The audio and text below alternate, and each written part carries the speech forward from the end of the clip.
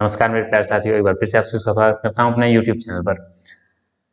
भारत में कई सारे शासक हुए, कई सारे राजा हुए। एक ऐसे शासक थे जिनके नाम और मात्र से अरब के सूखे रेगिस्तानों में भी पसीने दौड़ पड़ते थे।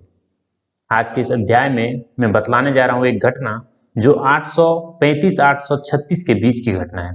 ज्यादातर इतिहास मानते हैं कि मिहिर भोज का राज तिलक 836 में हुआ था। ऐसे ही समय में अरब से दो फिलोसफर आते हैं जिनका नाम था अल-मसूदी और सुलेमान।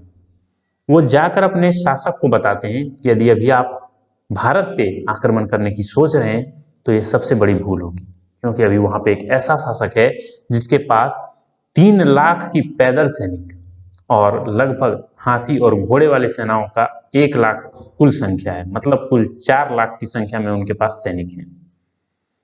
ये कहा जाता था कि जब उनकी सेनाएं किसी क्षेत्र से गुजरती थी तो वो एक हरे भरे जंगल को भी वीरान या शमशान बना देती थी। ऐसे में मिहिर भोज का जब राज तिलक होता है तो मिहिर भोज भी एक बार ये चिंतन कर रहे होते हैं कि आखिर उनके जो सीमाओं से लगे हुए क्षेत्र हैं उसमें कौन सा क्षेत्र है जो उनके लिए एक चुनौतीपूर्ण हो सकता है। फिर उनका ख्याल आता है कि अरब में बैठा इब्राम बिन मूसा नाम का एक शासक था जो कि ये सोच रहा था कि मैं भारत पे आक्रमण कब करूं। इस बात का अंदेशा जब उन्हें लगता है तो इससे पहले कि अरब आक्रमण करते उन पर, उन्होंने चढ़ाई कर दी सिंध की तरफ। कहते हैं कि सिंध के रेगिस्तानों में उस समय रक्त की धाराएं बहने लगती है, क्योंकि मिहिर भोज का मानना था कि कभी भी अपने दुश्मनों को जिंदा मत छोड़ो। ये माना ही जाता था कि गुर्जर का मतलब ही होता है शत्रु विनाशक। उन्होंने अरब में ऐसा कत्लेआम मचाया था कि उनके बाद से अरब के जो भी सुल्तान बनते थे वो कभी भी भारत की तरफ आंख उठाकर नहीं देखते थे।